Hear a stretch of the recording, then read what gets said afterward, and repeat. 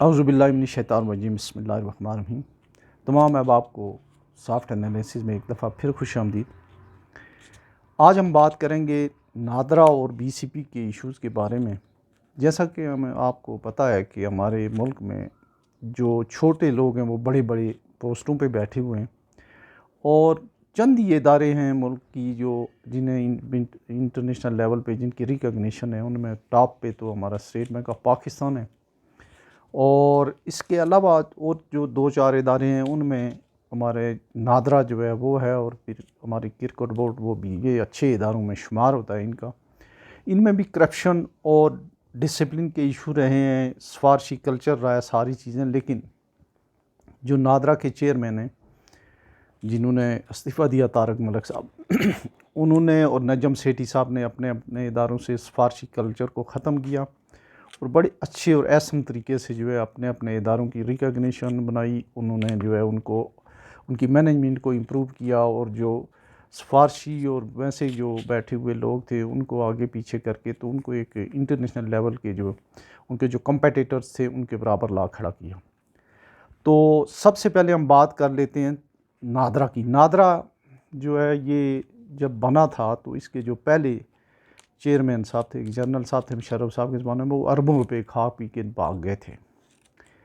उसके बाद भी इसमें बड़ा सिफारशी कल्चर रहा है। तो सबसे पहले तो इसकी हम ये बात कर लेते हैं कि नादरा में जो प्योर टेक्निकल ये और आईटी बेस्ड जो ये इदारा है, इसमें बहुत सारे सिफारशी लोगों को लगाया जाता था, और उनकी जो है मनपसंद की तनख्वाहों पे, और अब भी ऐसे लोग मौजूद हैं। अच्छा, ये कब्ज़ा ग्रुप भी है नादरा। कब्ज़ा ग्रुप इस सेंस में है कि ये जो बिल्डिंग आप देख रहे हैं जिसकी ये इस्लामाबाद में जिसमें इनका हेड ऑफिस वगैरह है, ये एक्चुअली इनकी बिल्डिंग नहीं है। ये स्टेट बैंक ऑफ पाकिस्तान के हेड ऑफिस की बिल्डिंग है जो 70s में बनी थी, और इसके ऊपर इन्होंने कब्ज़ा किया हुआ है। चूँकि इसमें ब्रिगेडियर शर्गेडियर और जनरल वगैरह इसके जो पहले लोग रहे हैं, तो इनसे जो है ये उस पर इनका अपना हेड ऑफिस बन भी गया, तो इन्होंने कब्ज़ा किया हुआ, ज़बरदस्ती कब्ज़ा है। क्योंकि स्टेट बैंक के जो हमारी मैनेजमेंट है बहुत ही वो अमन पसंद और इस तरह के लोग हैं, उनमें ये ज़रूरत हो ही नहीं सकती कि वो किसी को ये कहें कि आप हमारी बिल्डिंग छोड़ दें, जबकि इनका अपना हेड ऑफिस बन चुका था और इन्होंने वो बिल्डिंग नहीं छोड़ी है।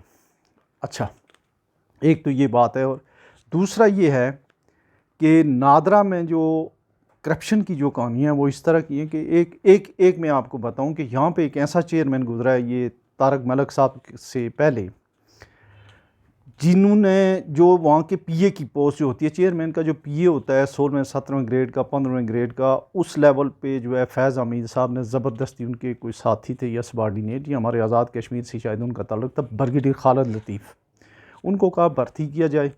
कोई जगह नहीं थी, उन्होंने कहा पीए भर्ती कर, तो पीए भर्ती किया। तो फिर जब इनसे जो पुराने उस्मान मुबीन थे चेयरमैन, उनसे जब इस्तीफ़ा लिया गया, ज़बरदस्ती उन्हें भगाया गया, तो उस वक्त उन्हें यहाँ से जो है वो जाते जाते जो है इतनी जल्दी में वो गए कि कोई और अरेंजमेंट नहीं हुआ, तो उनको ही लगवा दिया फैज़ अमीन साहब ने।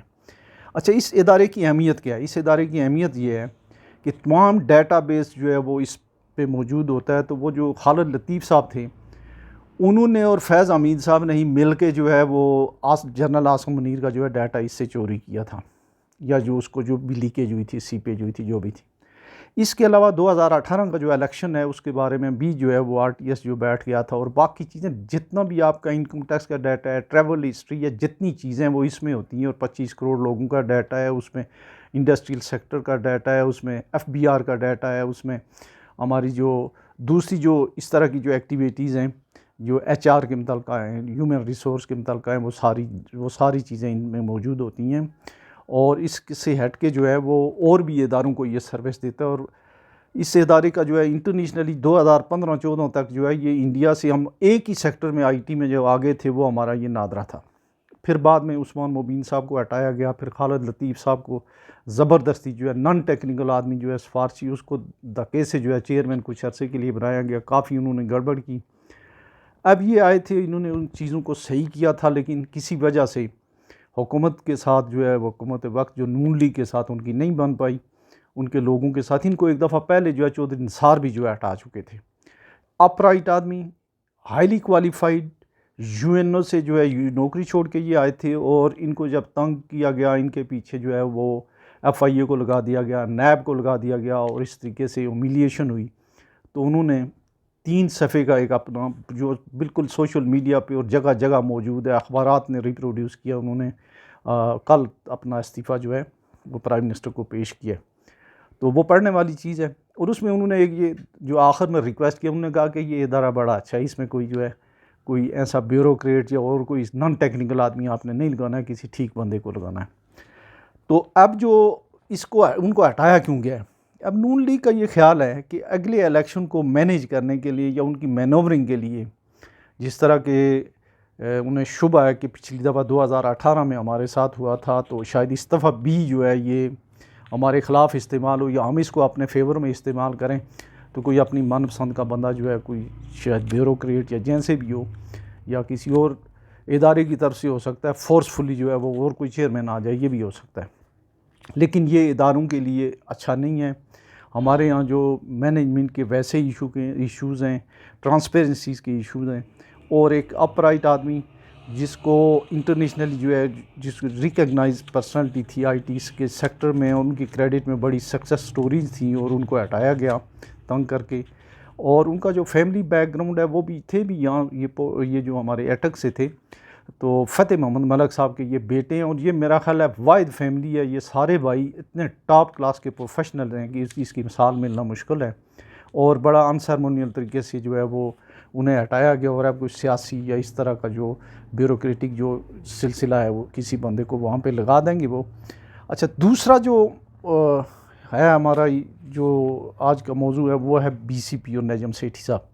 नजम सेठी साहब जैसे आप जानते हैं कि वो रहे हैं पंजाब के चीफ मिनिस्टर भी रहे, केयर टेकर, फिर जिनको 35 पंचरों वाले, जिनको खान साहब ने कहा था कि इन्होंने 35 पंचर लगाए हैं, लेकिन बाद में उन्होंने एक जो है वो डेफामेशन का एक केस भी किया था नजम सेठी साहब ने, उसकी हियरिंग वगैरह नहीं हुई।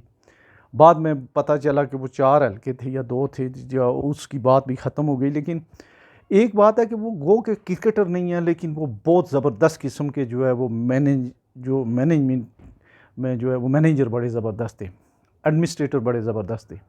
उन्हें जब बीसीपी का जो है ये क्रिकेट बोर्ड का चेयरमैन बनाया गया, तो उस वक्त जो है बिल्कुल यहाँ पे फारसी कल्चर था, तरह तरह के हाईली पेड डायरेक्टर्स थे, तरह तरह के कोचेज़ थे, तरह तरह की जो है वो खा के ट्रेनर थे और असिस्टेंट कोचेज़ थे। और एक अच्छा जो खेलों की जो ओवरऑल जितने भी हमारे जो खेलों के जो फेडरेशंस थी, ओलंपिक एसोसिएशन हुई या जितनी भी थी दुनिया में, एक ही खेल में पाकिस्तान का नाम रह गया है, वो क्रिकेट था। और उसकी रिवाइवल में नजम सेठी साहब का बहुत बड़ा किरदार था।